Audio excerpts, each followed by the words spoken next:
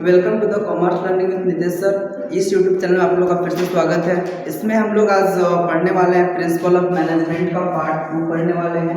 Principle of management का part 1 पहले से अपलोड कर दिया चुका है और इस चैनल पे बहुत सारे अलग अलग टॉपिक से रिलेटेड इसमें वीडियो अपलोड किए जा सकते हैं। तो इसमें अगर आप लोग अकाउंट का अगर टॉपिक नहीं देखे, फंडामेंटल नहीं देखे, तो फंडामेंटल जाकर पूरा उसका प्लेलिस्ट बना हुआ, उसमें जाकर प्लेलिस्ट को आप लोग देख सकते हैं।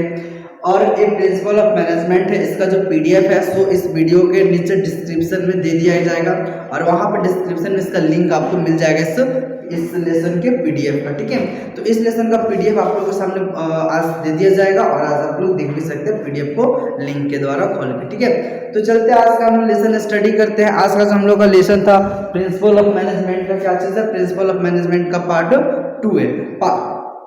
पार्ट वन में हम लोग यह देख चुके थे कि किस तरह से प्रिंसिपल ऑफ मैनेजमेंट होता है, क्या चीज है। तो जो हम लोग को काउज एंड इफेक्ट को बताता है उसे हम लोग क्या बोलते हैं, प्रिंसिपल ऑफ मैनेजमेंट। क्या कारण है, किसके वजह से, इस सारे चीजों का हम लोग क्या कहते हैं, पहले से हम लोग क्या किया, स्टडी कर चुके हैं। तो आज का जो हम लोग का जो लेसन है उससे थोड़ा सा हटके है और जो कि आज हम लोग का जो लेसन है जो हम लोग को पढ़ना है वो इससे नहीं है बल्कि इसका सेकेंड पार्ट से। आज का जो हम लोग का जो लेसन है इसमें हम लोग को यह देखना है कि जो प्रिंसिपल ऑफ मैनेजमेंट होता है इसको दिया किसने। ठीक है, प्रिंसिपल ऑफ मैनेजमेंट है क्या चीज, तो इसके बारे में किसने दिया कि ऐसा नियम है और ऐसा नहीं है। तो फर्स्ट ऑफ ऑल हम लोग जानेंगे who is the proponent of principle of management and who is father of principle of management. Principle of management का फादर कौन है। ठीक है, तो वैज्ञानिक प्रबंध के जो पिता जिसको माना जाता है उसका नाम है F.W. टेलर। F.W. टेलर है, इनका फादर का नाम क्या चीज है, F.W. टेलर है, फ्रेडरिक विस्लो टेलर। ठीक है, उसके बाद इनके बारे में हम लोग को जो पढ़ना होता है सो इनके बारे में क्या पढ़ना है, इनके बारे में पढ़ना है कि इन्होंने जब प्रिंसिपल ऑफ मैनेजमेंट दिया था तो प्रिंसिपल ऑफ मैनेजमेंट में इनका डेट ऑफ बर्थ क्या चीज था, इनका जन्म कब हुआ, इनका डेट ऑफ डेट क्या चीज था, प्लस में जो डेट ऑफ बर्थ से लेकर डेट ऑफ डेथ तक इन्होंने क्या क्या अचीवमेंट किया, क्या क्या इन्होंने किया, इसका एक होता है हम लोगों का जीवनी होता है। ठीक है ना, लाइफ जो इसको क्या बोलते हैं, स्टोरी बोलते हैं, लाइफ स्टोरी। जो भी इनका जो लाइफ स्टोरी होगा उस लाइफ स्टोरी से रिलेटेड जो भी चीज होगा उस चीज को हम लोग पहले जानेंगे। उसके बाद हम लोग देखेंगे कि F.W. टेलर का जो था योगदान क्या रहा। योगदान कहने का मतलब इनका भूमिका क्या रहा, इनका रोल क्या रहा, मतलब प्रिंसिपल ऑफ मैनेजमेंट को जब इन्होंने दिया इनका रोल क्या था उसमें। ठीक है, इस चीज को वहां पे हम लोग इसमें देखेंगे, F.W. टेलर का इसके बारे में सीखेंगे। फिर उसके बाद इसमें एक चीज और क्या देखेंगे कि इन्होंने किस किस चीज का स्टडी किया, उसमें किस चीज का स्टडी किया, उन्होंने इसमें क्या क्या देखा, अनुभव क्या किया। पहले चीज तो जान लो कि F.W. टेलर है कौन। ठीक है, F.W. टेलर कौन है, तो F.W. टेलर कौन है, तो वैज्ञानिक प्रबंध के पिता है। ठीक है, कौन है, पिताजी है, मतलब father of principle of management. दूसरा चीज आता है हम लोग का इनका जन्म कब हुआ। जो प्रिंसिपल ऑफ मैनेजमेंट है इनका जो जन्म हुआ था F.W. टेलर का वो हुआ था हम लोग का 1856 ईस्वी में हुआ था। इनका जो डेट ऑफ बर्थ था हम लोग का क्या था, 20 मार्च 1856 को हुआ था और इनका जो डेथ जो हुआ था तो 21 मार्च 1915 को हुआ था। 21 मार्च 1915 को हुआ था। दो चीज देखना, ठीक है, इनका जो डेट ऑफ बर्थ है, इनका जो जन्म हुआ था कब हुआ था हम लोग का 20 मार्च 1856 को हुआ था और इनका डेथ कब हुआ था, तो 21 मार्च 1915 को हुआ था। मतलब देखो कितना दिन है कि एक दिन के बाद इनका डेट ऑफ बर्थ मनाया जाएगा और एक दिन बाद क्या था, डेथ इनका मनाया जाएगा। बताओ कितना अच्छा है। उसके बाद फिर क्या चीज था इनका, एक थे क्या चीज, फिर उसके बाद क्या थे, प्रोफेशन क्या था, इनका प्रोफेशन क्या चीज था, तो यह है क्या था, अमेरिकन मैकेनिकल इंजीनियर थे। क्या थे, अमेरिकन मैकेनिकल इंजीनियरिंग थे।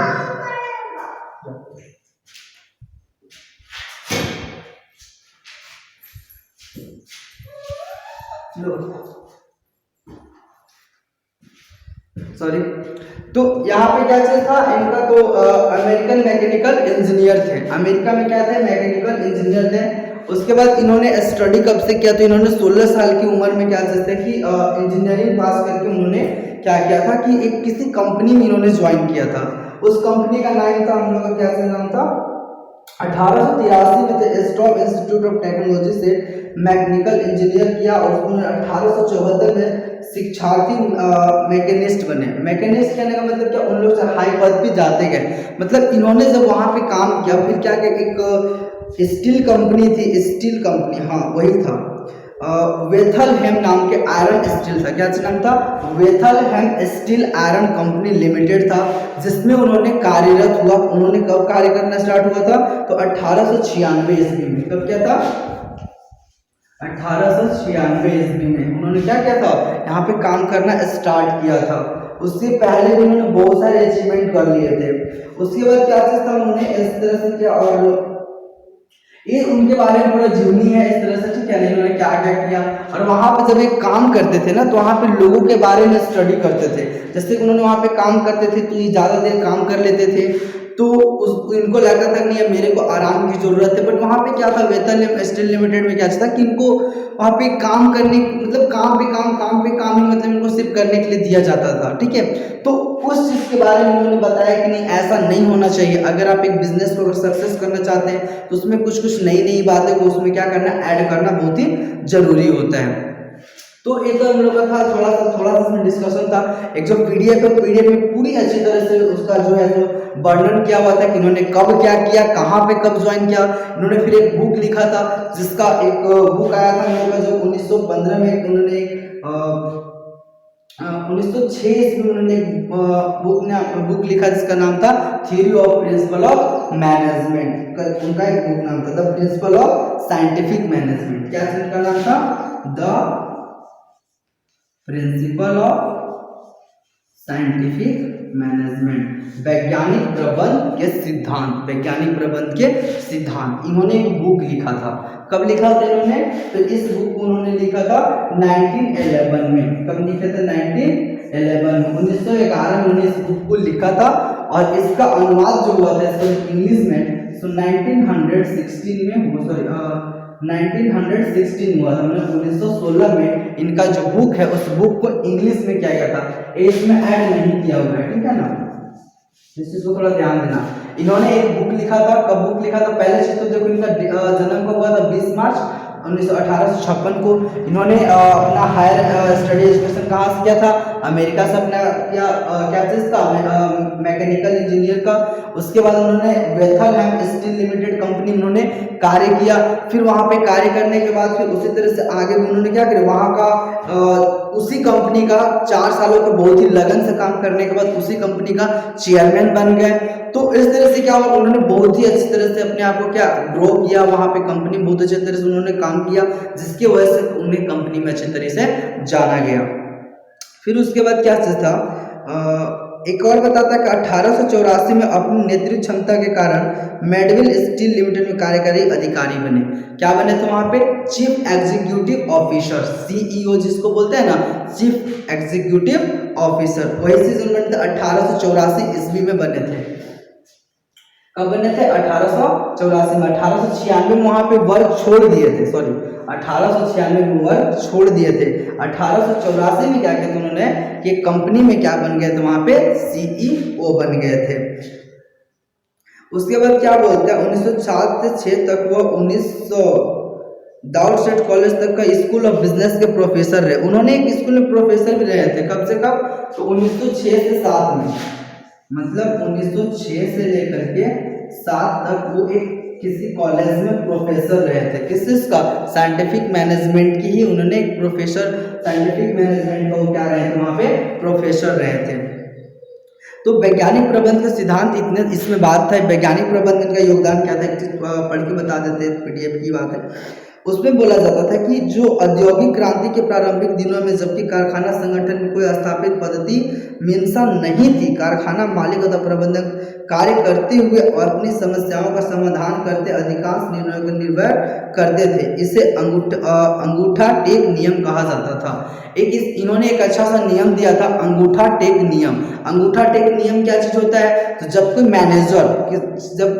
मैनेजर किसी वर्क में जब मैनेजमेंट करते रहता है, मतलब प्रबंध करते समय जब उस कार्य को अपनी रूपरेखा के हिसाब से उसको अच्छा से जब करता है तो उसी को बोलते हैं अंगूठा टेक नियम बोलते हैं। ठीक है, क्या बोलते हैं? अंगूठा टेक नियम। क्या होता है अंगूठा टेक नियम? तो जब कोई जो मैनेजर होता है वो क्या करता है, अपने मैनेजमेंट में मैनेजर जो काम करता है वो अपने हिसाब से जब काम को बहुत ही अच्छे तरीके से काम करवाता है, उसी को हम लोग क्या बोलते हैं? अंगूठा टेक नियम। जो क्या होता है, समय के साथ उसको क्या करता है, परिवर्तित कर सकता है। जैसे कि हम लास्ट क्लास में बताए थे कि जो प्रिंसिपल ऑफ मैनेजमेंट है, जो वैज्ञानिक प्रबंध है, सॉरी जो प्रबंध के सिद्धांत वो लोचशील होते हैं, बताया था ना, मतलब कि उसको हम परिवर्तित कर सकते हैं। तो वही इनका भी कहना था, वही बात को। अब आगे फिर क्या चीज होता था कि वैज्ञानिक प्रबंध में टेलर का योगदान क्या चीज था? वैज्ञानिक प्रबंध में इनका जो योगदान था, क्या चीज था? विज्ञान पद्धति न कि अंगूठा टेक नियम। अब क्या चीज था वहां पे? क्या था, मैनेजर जो था क्या करता था, अपने हिसाब से काम को करवाता था। सॉरी, वहां पे कुछ अगर बोले होंगे तो यहाँ पे क्या चीज था, जो मैनेजर था इनसे अपने हिसाब से काम करवाता था, इसीलिए उसको इन्होंने क्या बोला? अंगूठा टेक नियम। लेकिन इन्होंने जब इन्होंने थ्योरी को जब दिया, तो इस थ्योरी को जब इसने प्रोपाउंड किया, मतलब किस चीज का, the principle of scientific management में इन्होंने लिखा, इसमें उन्होंने योगदान दिया। जब वो वहाँ पे काम करते थे तो बोला कि अंगूठे टेक का नियम नहीं होना चाहिए, इसमें अंगूठा टेक का नियम नहीं होना चाहिए। मतलब क्या, जो मैनेजर होता है सो अपने से सारा निर्णय न ले और जो चाहे वो काम को न करवाए। इसका इनका कहने का मतलब ये था। तो बोलते थे कि अंगूठा टेक विज्ञान पद्धति न कि अंगूठा टेक नियम। मतलब उसमें क्या होना चाहिए? साइंटिफिक मैनेजमेंट लगना चाहिए, साइंटिफिक मेथड लगना चाहिए। साइंटिफिक मेथड कहने का मतलब क्या चीज होता है? देखो ये तो समझ में आ गया होगा, ठीक है ना? थोड़ा सा पढ़ लेना, पीडीएफ बच्चा से आप इसको समझा देना तुम लोग को। बहुत सारे पॉइंट होते हैं जो समझ में नहीं आ पाते हैं। जैसे देखो यहाँ पे जब एफ.डब्ल्यू. टेलर ने इस चीज को बताया कि अंगूठा टेक नियम है, तो इसमें बोलते हैं कि साइंटिफिक मेथड को यूज करो। किसका यूज करो? एक साइंटिफिक जो मेथड होता है उसका यूज करो, ना ही कि अंगूठे का नियम। अंगूठे का नियम कहने का मतलब क्या होता है? अपने हिसाब से उसको चलाना।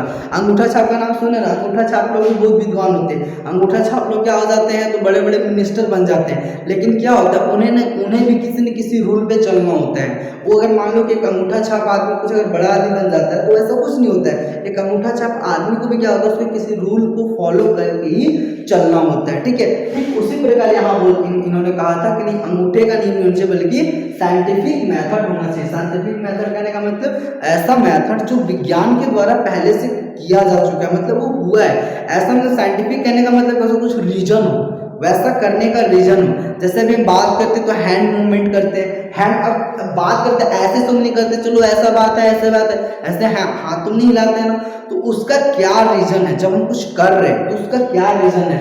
उसी चीज को बोलते एक तरह का साइंटिफिक मेथड। जैसे कि हम लोग साइंटिफिक मेथड क्यों इसको बोलते हैं? तो हमको पता है नहीं, अगर पढ़ा रहे तो बच्चा लोग को ऐसे ऐसे एक रिएक्शन होता है, ऐसा करना होता है, ऐसा नियम है। नियम कहाँ बनाया? तो नहीं, ऐसा बच्चों लोग को पढ़ाने के लिए ऐसा करना पड़ता है। तो ये सब चीज क्या होता है? इसको बोलते हैं साइंटिफिक मेथड। वैसे इनका भी कहना था भाई कि नहीं, साइंटिफिक मेथड का यूज करो, न कि अंगूठे का नियम का यूज करो, ठीक है? एक पॉइंट सर मेरे हिसाब समझ में आ गया होगा। सेकेंड पॉइंट हम लोग का सहयोग न कि टकराव। इनका क्या चीज था भैया? हेल्प करो सबके, एक दूसरे का हेल्पफुल बनो, एक दूसरे का। समझ में आया ना? दोनों में क्या होता है, मतलब लड़ाई झगड़ा फिर नहीं होना, मतलब कि हेल्पफुल नेचर का बनो। किस नेचर का बनो? हेल्पफुल नेचर का। तो सेकंड नंबर हम लोग का पॉइंट है, इसमें क्या चीज था? सहयोग ना कि टकराव। जैसे क्या बोलता है, उत्पादन कारखाना प्रबंधक मालिक और श्रमिकों के बीच की कड़ी होती है। अगर इसे बोलता है कि अगर एक वर्क अगर हो रहा है तो उसमें एक होता है मैनेजर, एक होता है मैनेजर, एक होता है हम लोग का वर्कर, और एक और हम लोग का कौन होता है इसमें? तो एक होता है इसमें ऑनर। एक कौन होता है इन लोग से बड़ा? क्या कौन होता है हम लोग का? ऑनर। तो ये क्या होते हैं? एक दूसरे से सब जुड़े हुए रहते हैं, ठीक है ना?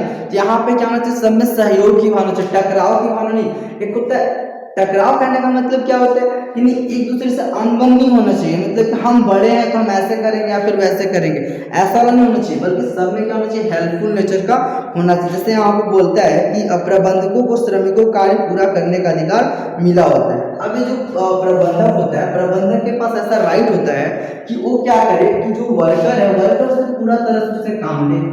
क्या है? इसके पास राइट है काम करवाने का, पूरा अधिकार है, ठीक है? अब उसके बाद क्या चीज बोलता है, इसीलिए आप सरलता से समझ सकते हैं कि एक प्रकार से भेद अथवा प्रबंधक बना संभावना बनी रहती है। अब इसके पास पूरा अधिकार किस चीज का है, किस व्यक्ति से पूरा पूरा काम ले लेंगे। अब इस दोनों में इसमें क्या हम लोग के माइंड में क्या चीज छपा हुआ रहता है कि नहीं, ये दोनों के बीच में टकराव होने की संभावना है। टकराव होने की क्या संभावना, ये अपने आप को मालिक समझेगा, ये अपने आप एक बेचारा वर्कर है। अब वर्कर अगर अच्छा खासा कुछ अगर सुझाव दे रहा है, मैनेजर बोलेगा नहीं हम इस चीज को नहीं मानेंगे। यहाँ पे क्या है, दोनों के बीच में एक तरह क्या हो रहा है, दोनों इक्वालिटी है, दोनों नहीं है, दोनों क्या है, दोनों को सुझाव दिया जा रहा है। ठीक है, तो बोलते नहीं टकराव की भावना नहीं होनी चाहिए, बल्कि दोनों में सहयोग की भावना। आगे पढ़ते एक बात और क्या इसमें लिखा था, तो इसमें एक और चीज क्या बोला था कि जो टेलर ने पाया यह कि टकराव से श्रमिक एवं प्रबंधक कारखाना मालिक किसी को लाभ नहीं पहुंचेगा। अगर टकराव होता है तो ना ही इसको बेनिफिट होगा, ना ही इसको बेनिफिट होगा, ना ही ऑनर को बेनिफिट होगा। तो इसने कौन, टेलर ने, क्योंकि टेलर क्या है, बेचारा खुद वर्क था।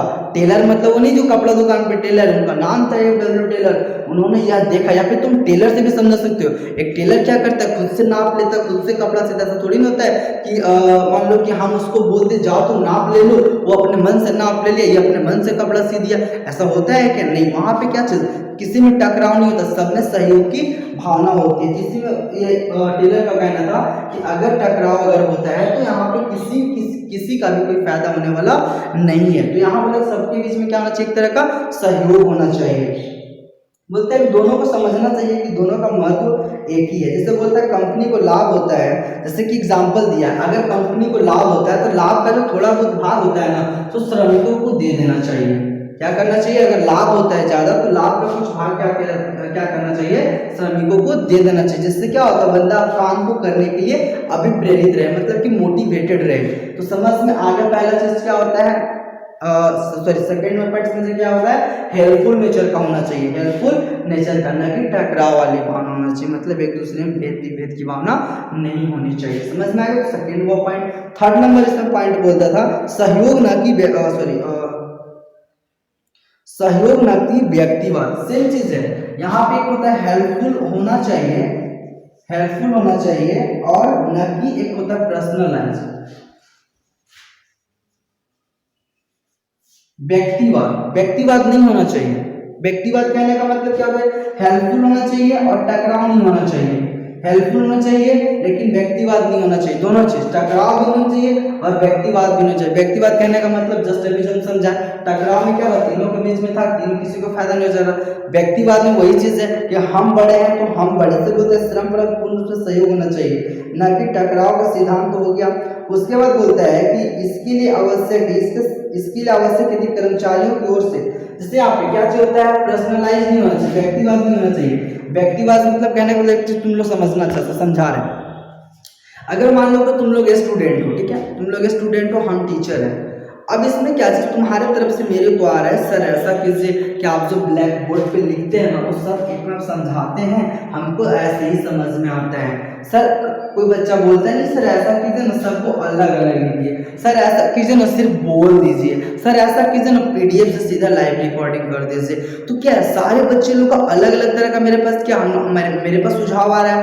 तो यहाँ पे ऐसा व्यक्तिवाद नहीं करना चाहिए, हम सेल्फ अपने आप से नहीं हो जाएंगे, ठीक ना, सहयोग की भावना है, लेकिन हम अपने व्यक्तिवाद नहीं करेंगे। अरे तुम तो स्टूडेंट है, हमारा थोड़ी ना बात मानने वाले, हम टीचर है, मेरा बात मानो सिर्फ तुम, ठीक है। तो ऐसा यहाँ पे नहीं होना चाहिए, पर्सनलाइज नहीं, व्यक्तिवाद नहीं होना चाहिए, अपने आप पे व्यक्तिवाद नहीं करना चाहिए। उस पर क्या होना चाहिए, अलग से किसी व्यक्ति का क्या होना चाहिए, वहाँ पे अगर किसी व्यक्ति अगर वहाँ पे जो मजदूर है, जो वहाँ का जो लेबर है, अगर उसके तरफ से अगर कोई सुझाव आ रहा है ना, तो उस सुझाव को क्या हमको पूरा से मानना चाहिए, और उसकी बातों को भी हम लोग को मानना चाहिए, और उसके बात को ध्यान में रख करके काम में आगे भागीदारी करना चाहिए, ठीक है। और अगर वो व्यक्ति कहीं अगर बोलता है कुछ करता है तो उसको क्या करेंगे, सौंप देंगे काम को, अरे जी तुम बहुत अच्छा आइडिया दिया है, तुम ऐसा करो, तुम ऐसे करो। जैसे कि हम अपने बच्चों लोग क्या बोलते हैं, अरे तुम बहुत अच्छा नोट्स बनाते हो, तुम ऐसा करना, इसका प्रोजेक्ट मेरे को फोटो खींच के भेजो, तेरा ही लेसन का हम क्या करेंगे, एक पीडीएफ बना करके हम भेज देंगे। तो उसको क्या बोलते हैं लोग, इसको हम लोग क्या, हेल्पफुल नेचर है, जिसका पर्सनलाइज नहीं है ना। जैसे तुम लोग भी देखता होगा, तुम लोग साथ इंटरेक्ट होते हैं तो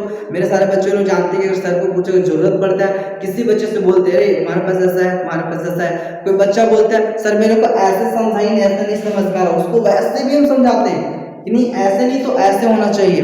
तो उसी को बोलते हैं पर्सनलाइज नहीं होना चाहिए, बल्कि हेल्पफुल हो। समझ में आ गया बात। ये था हम लोग का नेक्स्ट पॉइंट था। तो इसमें किसी भी तरह का अगर एक व्यक्ति से, जैसे कि हम लोग बताया था ना टॉप लेवल, मिडिल लेवल और लो लेवल, तो टॉप से मिडिल तक क्या जाता है, एक तरह का ऑर्डर जाता है, और यहाँ से यहाँ तक क्या जाता है, इसको रिजल्ट जाता है, बताया था ना। तो ऐसा नहीं है, अगर यहाँ से कुछ अगर इसको इम्प्लीमेंट किया जा रहा है मिडिल लेवल को कि नहीं आप मेरे से इस तरह से काम करवाइए तो ज़्यादा बेनिफिट होगा, तो इनकी भी बातों को क्या होना चाहिए, हमको मानना चाहिए। समझ में आ बात है, तो उसी को बोलते हैं हम लोग व्यक्तिवाद। ठीक है, अगर उसकी बातों को नहीं मानेंगे तो हम व्यक्तिवाद हो जाएंगे, अगर उसका बात को मानेंगे तो व्यक्तिवाद नहीं होगा, फिर वो सहयोग की भावना हो जाएगा। समझ में आ गया बात। और नेक्स्ट पॉइंट क्या चीज था, फोर्थ नंबर क्या चीज था हम लोग को, 4 तो हो गया, और एक चौथा नंबर हम लोग का इसमें पॉइंट क्या चीज था, प्रत्येक व्यक्तियों उसकी आधिकारिक क्षमता एवं समृद्धि के लिए विकास। कहने का मतलब क्या होता है, क्या बोलता है, प्रत्येक व्यक्ति का उसकी अधिकाधिक क्षमता एवं समृद्धि के लिए विकास। जैसे हम देखो यहाँ पे क्या चलना चाहिए कि किसी का जो इसको क्या बोलते हैं हम लोग, इंटेलिजेंस लेवल बोलते हैं, माइंड लेवल उसको बोलो, थिंकिंग पावर बोलो, ठीक है, उसको ट्रेनिंग बोलो, जो भी है उसमें क्या चीज होता है कि किसी भी व्यक्ति का अगर मान लो कुशलता से प्रयोग करना, चौथा पॉइंट है इसका। चौथा पॉइंट क्या चीज था, प्रत्येक व्यक्ति उसकी अधिकाधिक क्षमता एवं वृद्धि के लिए विकास। अगर मान लो कोई व्यक्ति है, उसको अगर बार बार हम काम को चेंज कर रहे हैं, कभी इस काम को कभी उस काम को, तो क्या बंदा वो काम में कहीं परफेक्ट हो पाएगा, कभी वो परफेक्ट नहीं हो पाएगा। ठीक है, तो उसकी जो अधिकाधिक क्षमता, उसका जो पावर है, उसका जो माइंड का जो थिंकिंग पावर है, उस थिंकिंग पावर को इंक्रीज करो, उसका जो एम्पावरमेंट है उसको ज़्यादा इंक्रीज करो, ताकि वो बंदा काम करने के लिए क्या हो जाए, ज़्यादा उत्सुक हो जाए और उस काम को करने के लिए वो रेडी रहे हमेशा।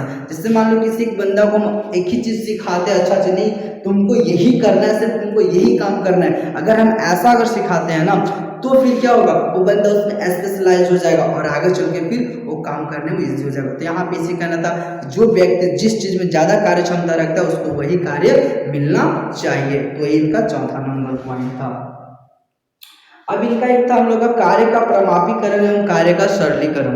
दो चीज था, कार्य का जो स्टैंडर्डाइज करना था, दूसरा हम लोग को सिंप्लीफिकेशन करना था। ठीक है, इसमें क्या चीज का था, ट्रेलर का जो प्रमापीकरण का जबरदस्त बहिष्कार था, उनका था कि अंगूठा टेक नियम के अंतर्गत उत्पादन पद्धतियों के विश्लेषण के लिए वैधानिक पद्धति का अपनाना चाहिए। अब इसमें क्या चीज था, प्रमापीकरण कहने का मतलब क्या चीज था, एक स्टैंडर्ड सेट करना। ठीक है, एक स्टैंडर्ड सेट करना और उस स्टैंडर्ड को सिंप्लीफाई करना। जैसे देखो, जैसे स्टैंडर्डाइज करने का मतलब क्या होता है, देख लो बता दे रहे हैं, वही से स्टैंडर्ड कहने का मतलब क्या होता है कि तो किसी भी चीज को फिक्स करना। एक होता है स्टैंडर्ड टाइम, क्या होता है, एक होता है स्टैंडर्ड टाइम, एक होता है हम लोग का एक्चुअल टाइम। उसी तरह से स्टैंडर्ड क्या होता है, स्टैंडर्ड एफिशिएंस होता है, स्टैंडर्ड एक्चुअल एफिशिएंस होता है। इस तरह से बहुत सारी चीजें हैं। जैसे देखो, एक स्टैंडर्ड टाइम कहने का मतलब कहता है फिक्स होता है, और जो एक्चुअल होता है जो करंट होता है, क्या होता है, करंट होता है। स्टैंडर्ड हम लोग सेट किए कि हम लोग को सिलेबस कंप्लीट करना है 5 to 6 मंथ में। ठीक है, बट एक्चुअल में हम लोग क्या किया, 5 to 6 मंथ को 100% क्लियर करना है, बट एक्चुअल में जो है हम लोग का 2 to 3 मंथ हो गया है और ओनली 20% है। ठीक है, तो यहाँ पे क्या है, हम लोग स्टैंडर्ड सेट किए, एक स्टैंडर्ड सेट कर लिए कि हमको इतना दिन में इतना कंप्लीट करना है, लेकिन 2 से 3 मंथ से इतना हुआ। एग्जांपल हम पहले भी दिए थे, वही चीज सेम है। तो उसी को होता है प्रमापीकरण। प्रमाप मतलब कहने को स्टैंडर्ड सेट कर देना, अब एक्चुअल इतना कर देना। अब उसके बाद क्या करेंगे, इसको हम लोग सिंप्लीफाई करेंगे। सिंप्लीफाई मतलब क्या, सरलीकरण इसको लोग बोलते हैं, सिंप्लीफाई करेंगे। भैया ऐसा रीजन क्यों हुआ, ऐसा क्यों सेट करने में लगा, तो नहीं हमको पता चला। नहीं, पूरा 2 से 3 महीना तक हम लोग थ्योरी पढ़ रहे थे, थ्योरी में थोड़ा टाइम टेकन था, समझना था। या फिर उन्होंने स्टार्टिंग में सिर्फ हम लोग प्रैक्टिकल अकाउंट का प्रैक्टिकल बना रहे थे, अकाउंट हम लोग किस क्या करेंगे, अकाउंट हम लोग प्रैक्टिकल बना रहे थे, जो हम लोग को टाइम ज़्यादा लग गया। अब थ्योरी पढ़ना है तो जल्दी से हो जाएगा, तो उसी को हम लोग सिंप्लीफाई कर देते हैं। ठीक है ना, ऐसा क्यों हुआ, रीजन क्यों हुआ। तो इनका एक चीज, एक और इनका था स्टैंडर्डाइज और एक को सिंप्लीफाई करना। फिर उन्होंने इसी के अनुसार उन्होंने क्या किया, 3 चीज का उन्होंने स्टडी किया।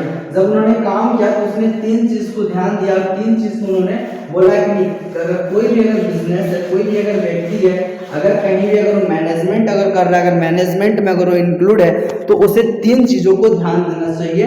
3 चीज़ का उसको स्टडी करना बहुत ही जरूरी है। अगर वो 3 चीज़ का स्टडी नहीं करता तो बंदा किसी भी कार्य, अगर कोई भी मैनेजमेंट हो, कोई भी मैनेजर हो, उसको कभी भी सक्सेसफुल नहीं कर सकता। तो उसको स्टडी करने के लिए जो मैन है, सिर्फ 3 चीज़ का स्टडी करना उसको जरूरी है। 3 स्टडी है उसको, ठीक है। अब 3 या 4 होगा सर। फर्स्ट स्टडी इन्होंने क्या करना था, इसको बोलते हैं हम लोग, इस क्वेश्चन सीधा यहाँ से आया है क्वेश्चन, ठीक है।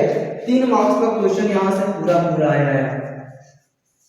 होता क्या है कि बच्चा क्या है कि वीडियो को थोड़ा सा देखता है, स्टार्टिंग में थोड़ा अच्छा नहीं लगता तो वीडियो को छोड़ देता है। अरे वीडियो का जो कंटेंट है वो तो बीच में आता है ना, मैन तो बात उसके बीच में आती है भाई। अभी यहाँ पे मैंने पहले क्या चीज था उसके बारे में पूरा बताना, तो क्या है नहीं है, वहां से भी क्वेश्चन आता है। उन्होंने बोलेगा A.W. टेलर के द्वारा किस किस चीजों का प्रतिपादन किया गया, A.W. टेलर के द्वारा किन किन बातों का उल्लेख किया गया। तो अभी 4 चीज बताया, वो चीज था उसका आंसर था। फिर उसके बाद A.W. टेलर का जीवनी लिखना आता है कभी कभी, तो उसका ऊपर आंसर था। अब आता है कि उन्होंने किस, वहां जब काम कर रहे थे उन्होंने किस चीज का स्टडी किया और लोगों को क्या उन्होंने क्या निर्णय लेने के लिए एक बात कही गई। जैसे मान लो हम नहीं होते सुझाव नहीं ऐसा करना, शादी हो रहा है तो शादी में ऐसे ऐसे करना तो शादी अच्छा से संपन्न हो जाएगा। उसी तरह से यहाँ भी प्रिंसिपल ऑफ मैनेजमेंट में अगर आप किसी भी चीज़ को अगर मैनेज कर रहे हो, अगर आप मैनेजमेंट में इंक्लूड हो तो आपको 3 चीज़ का स्टडी करना बहुत ही जरूरी है। तो फर्स्ट स्टडी हम लोग का आता है जिसको हम लोग बोलते हैं वर्क मेथड स्टडी। पहला नंबर क्या आता है हम लोग का, वर्क मेथड स्टडी। जो हम लोग का सेकेंड नंबर आता है उसको हम लोग बोलते हैं मोशन स्टडी। थर्ड नंबर जो आता है हम लोग का वो होता है हम लोग का टाइम स्टडी।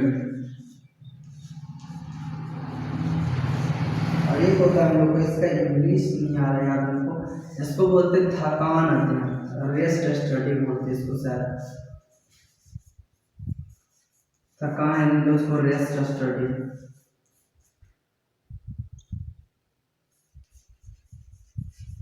शायद इसका नहीं याद आ रहा, लेकिन कुछ थकान अध्ययन इसको बोलते हैं हम लोग, ठीक है, ध्यान नहीं दिए। तो देखो यहाँ पे क्या चीज़ हमें 4 स्टडी को करना पड़ता है हम लोग को। रेस्ट, थकान मतलब क्या होता है, रेस्ट करना हमको, मतलब रेस्ट के लिए स्टडी करना है। जैसे कोई अब यहाँ पे पहला चीज बोलते हैं हम लोग वर्क मेथड स्टडी हम लोग पढ़ते हैं। तो फर्स्ट नंबर हम लोग क्या आता है हम लोग का वर्क मेथड स्टडी होता है। कहने का मतलब क्या होता है, कार्य प्रणाली का पद्धति, कार्य पद्धति का अध्ययन। जैसे क्या होता है कार्य पद्धति, कहने का मतलब कार्य को कैसे कराना है। अब ऐसा नहीं कि कार्य एक ही भाग में होता नहीं, कार्य को अलग अलग भागों में बांट दो जिसके वजह से कार्य जो है सो अलग अलग व्यक्ति में बढ़ जाएगा और उस कार्य को करने में वो आसानी होता। तो उसी को बोलते हैं हम लोग कार्य का कार्य अध्ययन पद्धति। जैसे बोलते हैं कार्य पद्धति का उद्देश्य क्या चीज है कि सर्वश्रेष्ठ पद्धति को ढूंढना। सर्वश्रेष्ठ पद्धति को ढूंढना कहने का मतलब क्या होता है, किसी भी काम को करने के लिए कम से कम किसी भी काम को करने के लिए मेरे पास 5 रास्ता है। जैसे मान लो कि यहाँ से हमको घर जाने के लिए 5 रास्ता है, एक लेफ्ट से जाएंगे, एक इधर से रास्ता गया, एक उधर से रास्ता गया, मतलब 5 तरफ से रास्ता गया है। अब वहाँ पे क्या चीज़ है, वो 5 तो रास्ता है, तो वही काम 5 तरह से तरीका है। अब उसमें क्या चीज़ है, हमको चुनना है कि बेस्ट कौन सा है। इधर से जाएंगे तो कितना टाइम लगेगा, इधर जाएंगे तो कितना टाइम लगेगा, किसमें ट्रैफिक ज़्यादा हो, किसमें ट्रैफिक कम होगा, नहीं होगा, इस सभी चीज़ को वहाँ पे हमको देखना पड़ेगा। तो पहला क्या चीज़ था कि वर्क मेथड स्टडी करेंगे कि वर्क को कैसे करना है। उस तरह से क्या अलग अलग तरीका से हम लोग क्या करेंगे, वर्क का जो भी मेथड होगा अलग अलग उसका जो मेथड होगा उसको इंक्लूड करेंगे। उसमें से जो सबसे बेस्ट हमको क्या होगा, जो उसमें से बेस्ट जो मतलब चुन के निकलेगा उसी को हम लोग क्या करेंगे, निकाल लेंगे और उसी को हम लोग काम करना स्टार्ट कर देंगे। उसी को हम लोग क्या बोलते हैं, वर्क मेथड स्टडी। दूसरा हम लोग का क्या चीज था, हम लोग का गति अध्ययन था। गति अध्ययन कहने का मतलब क्या चीज था कि गति अध्ययन विभिन्न प्रकार की मुद्राओं की गति या विशेष प्रकार कार्य करने की जाती है, इसका अध्ययन किया जाता है, जैसे कि उठना, रखना, बैठना या फिर स्थान बदलना। दूसरा क्या चीज़ है, गति अध्ययन कहने का मतलब क्या होता है, किसी भी कार्य को तो एक जगह से होता नहीं है, वो अलग अलग कारखाना होकर के जाता है, अलग अलग कारखाना से अलग अलग चीज़ें बनती हुई एक जगह फिनिश्ड गुड का क्या होता है, उत्पादन होता है। उसी तरह से मोशन होता है कि किस काम को कितना ज़्यादा गति से करना है, कहाँ पे कम पैसा लगाना है, कहाँ पे ज़्यादा पैसा लगाना है, उसी को हम लोग क्या बोलते हैं, मोशन स्टडी। मतलब वहाँ पे मनी के बारे में बात करते हैं। मोशन में क्या करते हैं, मनी के बारे में बात है कि मनी से तो सारा हम लोग कर सकते हैं ना। मोशन मतलब क्या होता है, किसी भी चीज़ को बदलना, एक स्थान से दूसरे स्थान पे ले जाना, उसको बोलते हैं ना मोशन स्टडी। चाहे उठाना बैठाना कुछ भी चीज़ हुआ उसको हम लोग क्या बोलते हैं, मोशन स्टडी। उसका भी करना बहुत ज़रूरी है। तुम अगर मान लो एक बड़ा प्लांट सेटअप कर रहे हो तो तुम उस प्लांट को ऐसा जगह सेटअप करो जो कि बहुत लंबे समय तक टिके। ऐसा नहीं किसी प्लांट को बैठा दिए, पता चला फिर उस प्लांट में वहाँ कुछ उत्पादन ही नहीं हो रहा है, वैसा प्लांट बैठाने से कोई फायदा नहीं है। और नेक्स्ट होता है हम लोग का टाइम स्टडी। टाइम स्टडी कहने का मतलब जैसे हम बताया था ना कि अलग कोई काम एक लेवल में था, उसको क्या करता है, अलग अलग लेवल में जाकर के क्या होता है, वो काम जाके बनता है। तो किस काम के लिए कितना देर का समय देना चाहिए, इस चीज का भी हमको अध्ययन करना होगा। अगर हमको किसी वस्तु का रिफाइनिंग करना है तो रिफाइनिंग के लिए 2 मंथ, उसको प्रोडक्शन करने के लिए 1 मंथ, पैकेजिंग के लिए 15 डेज। तो सभी का टाइम का भी स्टडी करना बहुत ही बेस्ट जरूरी है, क्योंकि टाइम का बिना स्टडी के हम लोग किसी भी काम को नहीं कर सकते हैं, किसी वर्क को पूरा नहीं कर सकते। फिर नेक्स्ट आता है हम लोग का थकान अध्ययन। थकान तो नेक्स्ट आता है हम लोग क्या आता है, हम लोग का थकान अध्ययन। तो यही था हम लोग का लास्ट में। थकान अध्ययन कहने का मतलब क्या होता है, जैसा कि हम लोग सबको पता है कि कोई भी व्यक्ति जो चाहे मशीन हो चाहे वो व्यक्ति हो, उसको एक समय के बाद क्या चीज करना होता है, उसको रेस्ट देना पड़ता है। ठीक है, तो थकान अध्ययन में यही हम लोग को बताता है।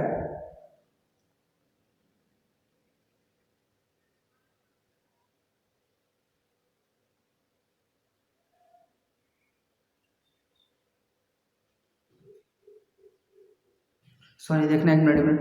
देखो, तो थकान अध्ययन में क्या करता है, हम लोग को इसको टाइड बोलते हैं। ठीक है, टाइड स्टडी। ठीक है, टाइडनेस या फिर टाइड बोलते हैं, जो भी होता है टाइडनेस स्टडी जो भी होता है। तो थकान अध्ययन हम लोग इसमें क्या करते हैं, जैसे कि कोई भी व्यक्ति जब काम करता है तो उससे लगातार काम नहीं, इससे क्या होता है, कोई व्यक्ति क्या करता है, किसी व्यक्ति से 16 घंटा काम करवा रहा है, ठीक है, या फिर कोई बोलता है नहीं ओवर टाइम करवाता है, 8 घंटा से 12 घंटा काम करवाता है। तो उनका कहना था कि एड डीलर का कहना था कि अगर कोई व्यक्ति ऐसा करता है कि 8 घंटा के अलावा अगर उससे अगर 12 घंटा काम कराता है तो उस व्यक्ति को पूरे 16 घंटा की मजदूरी मिलना चाहिए। ठीक है, तो उनका ये कहना था कि इसमें थकान अध्ययन में कहना था नहीं, ऐसा फिर उन्होंने बोला नहीं ऐसा नहीं करना चाहिए, किसी से ज्यादा वर्क नहीं लेना चाहिए। 8 घंटा एक टाइम फिक्स, एक स्टैंडर्ड टाइम है 8 घंटा। 8 घंटा टाइम फिक्स करो और उसके बाद फिर उस बंदा को 8 ही घंटा तक काम कराओ। अगर काम का अगर कोई ज़्यादा क्षमता वाला अगर कार्य है तो उस व्यक्ति को 1 घंटा में या फिर 2-2 घंटा में टाइम फिक्स करके उसको एक रेस्ट दिया जाना चाहिए, ताकि उसमें कार्य क्षमता का फिर से कार्य क्षमता उसमें आ जाए, वरना वो व्यक्ति कार्य क्षमता उसका धीरे धीरे क्या होता है, कम होते जाता है। ठीक है, तो उसी को बोलते हैं हम लोग क्या बोलते हैं, टाइटनेस स्टडी बोलते हैं, थकान अध्ययन या फिर रेस्ट इसको बोल सकते हैं, रेस्ट स्टडी हम लोग अपनी भाषा में बोल सकते हैं। मतलब क्या कि उसको रेस्ट करने देना है, क्या करने देना है, रेस्ट करने देना है। जैसे कि हम लोग होता है ना, हम लोग एक ही काम को करते करते थक जाते हैं तो उसी को बोलते हैं थकान अध्ययन। तो वही चीज यहाँ पे बताता है कि रेस्ट स्टडी क्या होता है। इससे क्वेश्चन आया हुआ है, समय अध्ययन का क्या समझते हैं। समय अध्ययन वही चीज होता है किसी भी टाइम को फिक्स करने के, स्टैंडर्ड टाइम एक एक्चुअल टाइम, स्टैंडर्ड टाइम उस काम को कितना दिन में करना है, अभी तक कितना हुआ है, इन सभी बातों का जो भी चीज होगा ना, वो अगर इसमें कुछ अगर समझ में नहीं आया होगा तो मेरे से पूछना, और एक पीडीएफ है उस पीडीएफ को पढ़ना, उस पीडीएफ में कुछ भी अगर डाउट होगा हमसे पूछना। ठीक है, तो आज के लिए इतना था हम लोग का। ये 4 स्टडी को पढ़ना जरूरी है, इससे 1 मार्क्स, एक क्वेश्चन हर साल आता है, वो 3 नंबर का आता है, कभी कभी 2 आ जाएगा तो 6 नंबर का आएगा, लेकिन ये 4 स्टडी में से एक स्टडी आता है। इस वर्ष भी आया था शायद मोशन स्टडी शायद आया था हम लोग का, गति अध्ययन के बारे में। ठीक है, गति अध्ययन किस काम को कितने तेजी से करवाना है। वर्क मेथड स्टडी मतलब कार्य करने के अलग अलग तरीके हैं, उन तरीकों को कैसे छोटा किया जा सके, मतलब कौन सबसे बेस्ट तरीका है। उसी तरह से टाइम स्टडी, थकान को हुआ, टाइटनेस